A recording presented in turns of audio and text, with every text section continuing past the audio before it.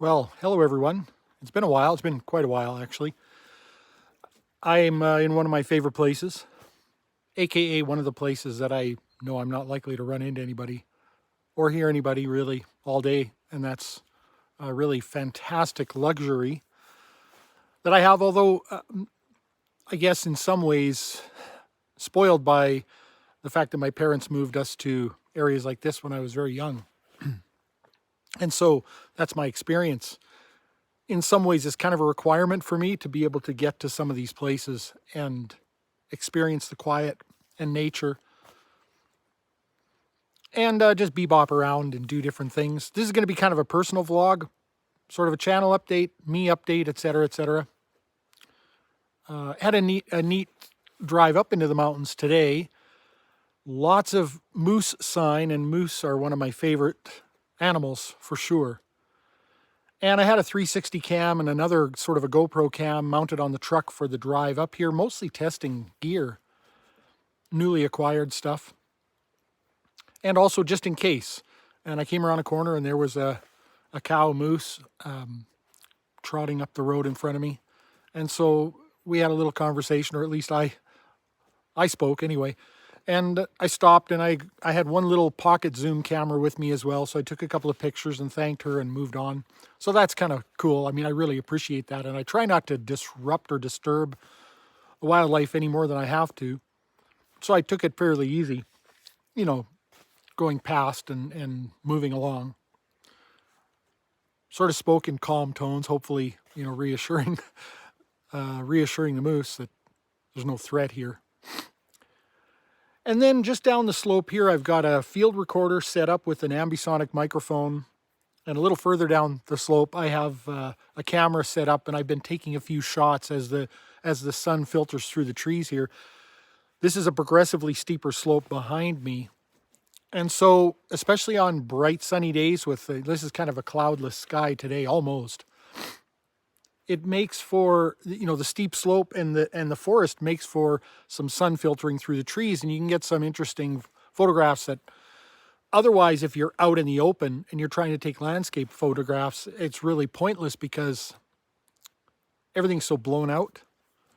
But in the trees here, and you can even see them behind me, there's opportunities, right? So what I like for areas like this, where I might be hiking in a ways, and up steep stuff, and, it's quite likely that I'm going to trip maybe over some undergrowth or branches or something and maybe drop the camera.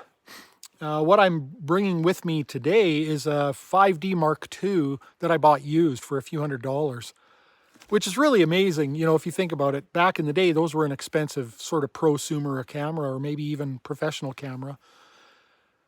And now they can be fetched for, a few $100s. And that is really a luxury, for someone like me. I have more expensive camera gear that I could bring with me, but it's too risky. And I bought a Sigma 50 millimeter 1.7 or 1.2 aperture lens. And it's supposed to be pretty good, pretty sharp, which is what I'm really looking for, is something really sharp. I'm not that interested in bokeh, at least not for this kind of stuff, because I'm more likely to focus stack than I am to try to blur the background. And obviously for portraits and other things, you'd like to have that. But in this case, I don't want that. So I'm shooting stop down quite a bit. And I have it just set up. There's a row of trees that sort of naturally kind of line up. So depending on how you kind of set yourself offset to them, you kind of get the parallax of them. It almost looks like they were sort of just planted all in a row, so it's kind of unique because that doesn't happen very often in nature. Not even when it's a reforested area, they don't really do that. That would take a lot of, that would be very intentional, right? And you just don't see a lot of that. I've been to many areas that have been reforested, replanted, and they don't do that on purpose, right? Anyway, so that stuff's all kind of set up as the sun moves laterally around. As it moves across the sky, you get areas. There's actually some old man's beard just hanging off some trees over there that's backlit from the sun. It looks really cool. That's a photograph opportunity, but we'll we'll forgo that for now. So vlog time, I guess, the vlog part of this. I feel like I'm really at a crossroads. And I'm on some spring holidays right now. I'm used to saying that. I take a few holidays in the spring and then most of the fall off. Last year I took 7 weeks. This year the plan is to take 8 weeks. So that's pretty much all of the fall around here, right? Fall, you could almost say fall begins in the last week of August here, but technically probably Labor Day and beyond. And really, November is kind of early winter. I mean, the snow that stays where I live usually falls the 3rd week of November, but we usually get some snow prior to that. Sometimes even late October. So could you really call fall, November fall? I don't think so. So you're kind of looking at September, October. So taking 8 weeks off, that's fall, right? But getting back to the crossroads, I've been in business for over 18 years now. And I run a small automotive shop, and it takes quite a while to build up a really good customer base, a couple of years maybe, something like that. And it didn't take me long to be busy. It took me 3 to 6 months. The first 3 months were a little bit hairy. I was a little bit worried, a little bit nervous. Some days were quiet. After about 3 months, I was busy enough that I didn't worry about money anymore. And after 6 months, I was as busy as I could stand. And of course, over time, that has gradually increased. I mean, it's a good business to be in, obviously, for obvious reasons. I mean, it's once you have your technical sort of craft down, although there's issues with that, with the advancement of technology and the vehicles, the complexity of vehicles. So it's not like you can rest on your laurels. It is a constant need for advancement unless you constrain yourself to classic vehicles or certain types of repair, tune up some brakes and oil changes, which I've never done. I do pretty much everything except wheel alignments and tire mount and balance. All the high-tech diagnosis, air conditioning, regular maintenance from oil changes right on up to suspension work and everything, So that means you've got to stay on top of things quite a bit. For probably the last 7 or 8 years, I've reached the point where I'm busier than one man can handle. And so the problem with that, of course, is that you spend a lot of time answering phone calls that don't lead to an appointment only because I end up disappointing people because I can't get to them soon enough. Ideally, you'd be booking in a given business day, you'd be booking another business day or maybe a business day plus one appointment or something like that. And you would be ideally booked, say, a week in advance because then you can stay responsive to your customers' needs. You're busy enough that you don't ever have to worry about unapplied time sitting around with nothing to do. You can also be responsive to emergencies because, of course, we can't plan everything when it comes to automotive mechanical repair. There's alternators and fuel pumps that just fail, brakes that suddenly go metal on metal, or some check engine light or other warning light that comes on, and people are concerned about that. And some people are, some people can have a Christmas tree on their dash and they just drive. They don't really care as long as it runs. But some people are much more anxiety prone when it comes to a light coming on. And as soon as that light comes on, they either call immediately or they make a beeline for the shop. They're there. Can you scan it now while I wait? Can you alleviate my anxiety in the moment, which is fine. But you need to have the time to be responsive to that. Once you get to 10 phone calls a day and more that are solely for the purpose of booking appointments, not just the customer whose vehicle you're working on or some general inquiry, but more than 10 calls per day asking for an appointment, and I book between 3 and 7 appointments a day depending on what those are, right? Sometimes it's 1 a day if it's a 8-hour job, obviously. And smaller jobs, usually I would probably average 4 per day. And if you count the administrative part of that, the phone calls of, your car is ready, or the phone calls to originally book the appointment, the road tests, the sort of all the unapplied time, the invoicing, which is unapplied time, the parts ordering, the parts receiving, because a lot of times, I've got to go through the parts, make sure everything's there that I need, perhaps make another phone call to the parts supplier to find out why one part didn't arrive, just all of the little things. That's, that's a busy day. And so again, when you go beyond that, now you're engaged in a bunch of phone calls that don't lead anywhere. Again, I'm disappointing people because I can't be responsive enough, and they end up saying, well, I'll call elsewhere. And, it's very often the case that, at least with my traditional customers, they'll call elsewhere, or they'll even just think about it and call back 10 minutes later and say, actually, well, let's just book it. I'd rather deal with you. And I'm not saying that to be vain. That's just the customer base that I have fostered over the years. I've got a very customer-oriented business model. I mean, I don't know how else to say it. I save all the old parts, show them, walk them through what we did when they pick up the vehicle as often as possible. I take lots of pictures, lots of videos. I text videos and pictures to people who are going to pick up their vehicles after hours, and I can't see them face to face. I spend a lot of time on the phone explaining the diagnosis or whatever has been necessary on their car. And so, of course, that engenders a lot of trust. And so a lot of times people they'll just wait. And I've got people right now who have urgent needs, but they've decided to wait until I'm back from my spring holidays. And that's wonderful. But I feel the pressure of that as well, the responsibility. I mean, I've sort of built that, right? It's a set of chosen obligations, if you will, that I've fostered this relationship with people. And I have a hard time disconnecting with that sense of responsibility, even when I'm on me time, when I'm on my own holidays, or even during the weekends. And so to the degree to which someone might intrude upon my private time, I never really feel that relaxed, even when I'm having private time. So that includes weekends, that includes evenings. Fortunately, I'm an iOS user, so fortunately things like the Do Not Disturb and the ever sort of more programmable, I think they call it Focus, those things help because you can minimize notifications and, of course, not have the phone ring. But even so, still at some point you got to look. Now, I used to live in fear of the phone more than probably now, mostly because even if I had the phone silenced during my holidays or off time, I would still see the notifications. All I got to do is bring the phone up and the notifications are there.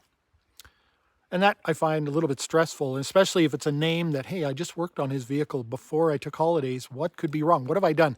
And of course, invariably, it's like never been anything I've done wrong or something like that. It's usually we want to book in our other car now, or I have another issue, or wanted to ask your opinion or your advice on something, but they know not what they do to me, right?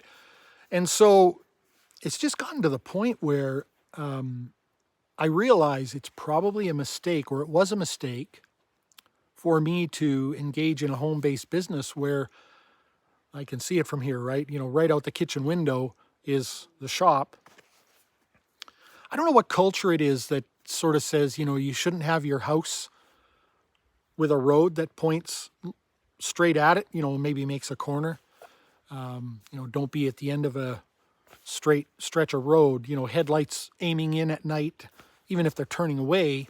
And we don't really have that, but that's what our driveway is, right? And so with the traffic, I have people that drop off their vehicles as early as 5 a.m. or even just before 5 a.m., people that, work very early. And of course, they're dropping off their vehicle, which means two vehicles have to come down the driveway so that they can pick up the person and take them to work. And then as late as 11:30 p.m., and so it feels very awkward going outside of my own house, kind of any time, right? Generally, Saturdays, nobody's dropping off, but that's not always the case. I make that open to people, right? It is a customer service to say, you can drop off and pick up at these times. Luckily, I live in a small area where I can rely on people to e-transfer me after the fact. I can leave their invoice, in the car. Most people have a second set of keys, so I can lock everything up in the car and they can pick it up at their leisure. And they can drop off. I have a drop box for their keys when they drop their vehicles off. And that's all customer service, obviously, because not everybody can pick up or drop off their cars during my business hours. But it's still intrusive, especially for someone of my personality type, right? I just feel so responsible all the time. And, it didn't bother me as much early on. I mean, again, I've been in business over 18 years. And as I've gotten busier and as I think my overall anxiety levels have increased over the years, I just find it more and more disruptive and more anxiety inducing. And then again, like I said, when I'm on holidays or on the weekends, it never really goes away enough for me to totally relax. So I've been on holidays for a week and a half or so at this point, and I'm going to be on holidays for another week and a half, so taking 3 weeks holidays. And this morning I got up early to go to come out into the bush. Not that early, 6:30. And my wife, my alarm went off. My wife was already up. And she comes into the bedroom as I'm sort of hitting one more snooze button. And she says, "Are you expecting anybody?" No. Well, there's somebody out in the shop parking lot. They pulled up to the shop and then they sat there for a few minutes and then they turned around as if they were going to leave, but then they just parked in one of the parking stalls. Shouldn't be anybody. I don't have anything scheduled, obviously. I'm not back in the shop until the 12th, and that week's fully booked, plus most of the next week already. Before I took holidays, that was already booked. And I can see the number of calls on my call display, so I know I'm going to be barraged when I get back because my outgoing message announces my date of return. And so I look out there, and the person's just sitting in the vehicle, and like I said, it's 6:40 by this point or something in the morning. I don't open till 8 a.m. when I am working. So I don't know what's going on. So finally I just went out there and she was confused. She said, "Well, I'm just waiting for my husband to pick me up." And I said, she said, "I'm just dropping off the truck." And I said, she said, "Oh, I don't know. Did he not talk to you?" And I said, "Well, I'm on holidays, so no." And she got, she was very apologetic and clearly embarrassed. And I don't know, it could have been a situation where he'd actually called and tried to schedule me. I found that I was on holidays, scheduled an appointment at another shop, and she misunderstood the pickup point. I don't know, she took off. But before I even went out to her, I had to look at my phone and go through texts and emails and phone calls to see if there was somebody trying to phone me from their vehicle or text me from their vehicle. I was trying to see, is there anybody trying to get a hold of me right now so that I can sort of get an idea of who this is before I walk out there. And, it's a nothing burger, except up here. It sucks me right back in, right? And so it makes it very difficult to relax and to bring it all down a level. Because now I've looked at the phone, I've seen all the phone calls that have been coming in while I've been on my holidays, visiting my daughter and otherwise trying to relax.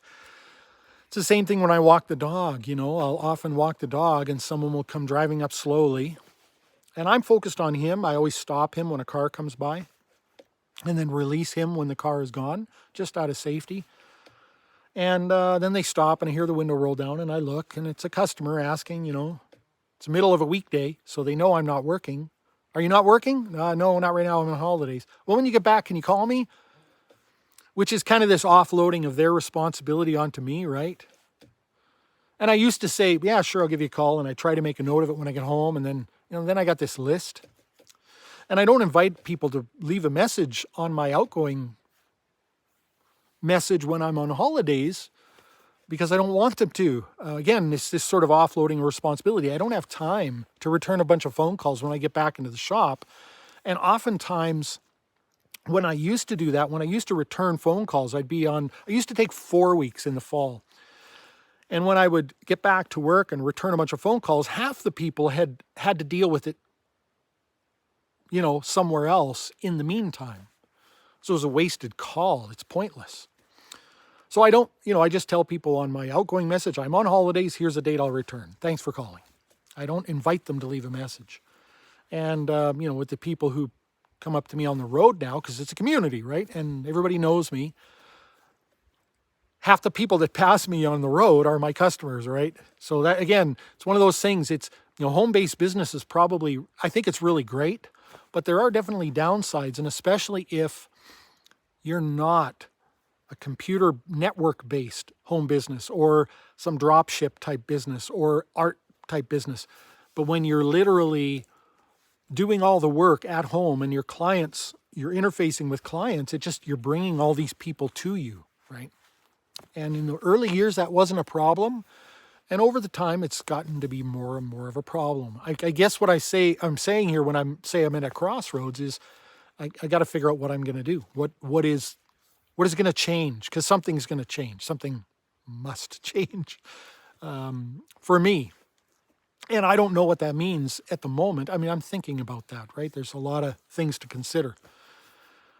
And so this just always draws me back in. I find it very difficult to sort of calm down and relax and enjoy my time off as though I'm sort of unattached in that regard. So, this really helps this environment where I hear nothing right now but birds and the creek, which is over there, a little bit of a small waterfall.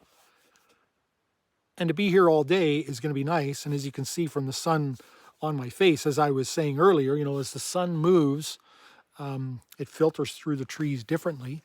And that provides a lot of photographic opportunities. Mostly really the opportunity to study and learn. That's sort of what I'm doing now because, when it comes time to retire, I want to do a lot more of this. And so I feel like it's a good idea to explore and learn how to maximize my time when I am up here. Pardon me, there are a few bugs. It's not bad. Being spring, it's actually surprisingly bug-free because usually spring and summer in this area is, it's buggy, right? Lots of horseflies, deer flies, mosquitoes, no-see-ums. In the fall, when I normally come up for my big holidays, it's almost completely bug-free. It's really quite amazing, and it's wonderful for photography as well because the sun is lower in the sky. So you get these really cool effects of like branches, especially on these steep slopes that are almost underlit from the sun because of the angle of the sun rays and whatnot. Stunning. And, again, a lot fewer bugs, almost non-existent. But it's actually great right now. I'm surprised how few there are. Anyway, that's sort of where I'm at right now. Like I said, sort of at a crossroads. I'm doing lots of introspection while I'm up here thinking about possibilities, opportunities, what I might do from this point on. Obviously, all of the changes globally inform that as well. I mean, a lot of people have made a lot of decisions about sacrificing money for time. And, that's a fraught decision, I think. I used to know a fellow, he's gone now, but he was a retired mechanic and he used to walk his dog past my shop. And he regretted retiring early. Now, he didn't have any money issues. He had invested in real estate over the years. He ran his own shop for a lot of years. And he was financially fine. And his wife worked. She was a bank manager. So he was okay financially. But he was bored. And he didn't have enough hobbies. In fact, the only real hobby he had was like German baking. And I don't think that was good for him, being both bored and German baking all the time, white flour and sugar and different things like that. It's not really the thing that a middle-aged or late middle-aged, short of stature sort of, whatever the morph is, whatever the body, the morph body type, endomorph, exomorph, whatever. He ended up developing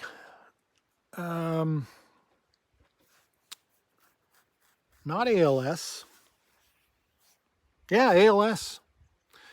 And, I can't help but think a combination of lack of direction, lack of motivation, boredom, and, not the best diet for him were contributing factors to that. Now, I don't really have the, I kind of have the opposite problem, I suppose, of him. I would be more concerned about finance were I to retire early. Not that I'm not sort of set up in some ways, but I mean, I would have considered myself more set up prior to the global conundrums, catastrophes, whatever you want to call them. And, I mean, I hold responsible all of the people who disrupted the global economy for that. That shit didn't need to happen, right? I think we all I think most people can recognize that now, that regardless of the impetus behind the decisions, I mean, there are some that consider it to be more malicious than anything, than overreactive.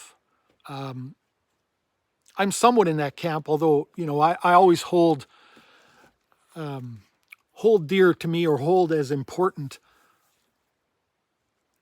to my own truth seeking, to be aware of the degree to which I can verify something that I consider to be potentially true or whatever.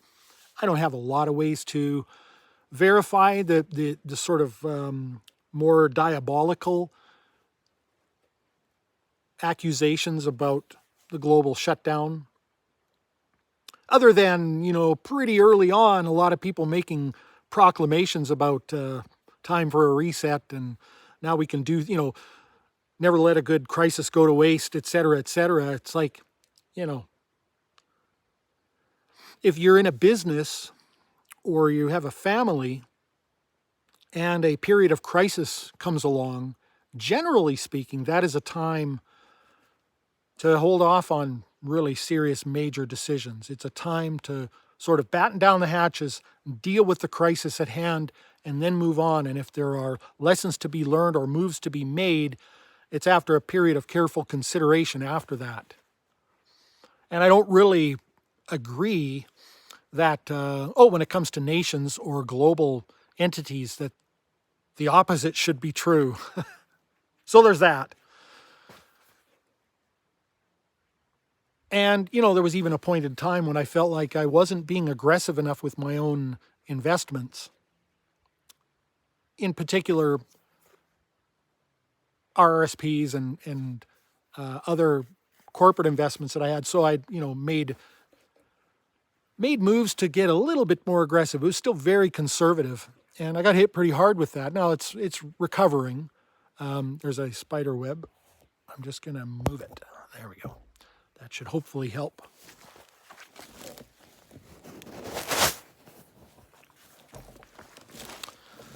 Yeah, anyway, so, I may be in the opposite boat of this fellow that I was referring to, where finance would be a little bit more of a consideration.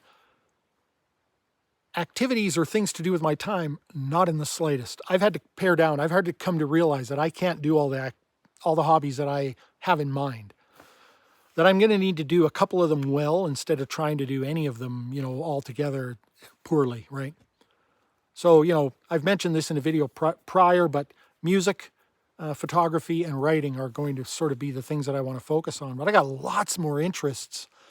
And I've come to realize, the deeper I get into, let's say, photography and videography as well, that just that alone, I just don't have enough time in 100 lifetimes, all day long, every day, to learn and explore and experience all the things I want to. And so boredom won't be an issue. I'm hoping diet and health won't be an issue either, because I've been on a real journey of investigation and research in that regard as well. Learning a lot about metabolic health and all of the things that are sort of becoming a little bit more commonplace in terms of knowledge these days. Nose breathing, grounding, earthing, metabolic health and how to achieve that. Obviously, all the things that we know about the various sugars and other things that are, generally speaking, not good for us. Certainly not in anything other than pretty severe moderation, right? But time, Like time is something that you can't really buy, and you don't really ever know how much of it you have. And so certainly, you know, this crossroads that I'm at now is really taking that into serious consideration. How many dollars is my time worth, you know? I had considered going part-time this year. That was actually kind of the plan. I was going to work 3 days a week starting January of 2023.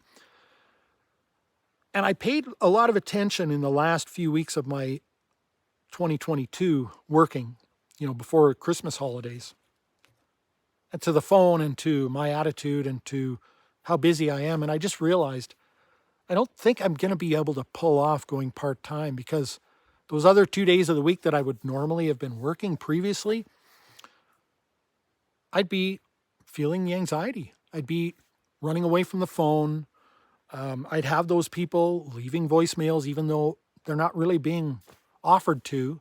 I mean, I might even have to change and not have a voicemail or something during those days of the week. I don't know. It's just, or have an outgoing message with the mailbox turned off, inviting people to call back, right?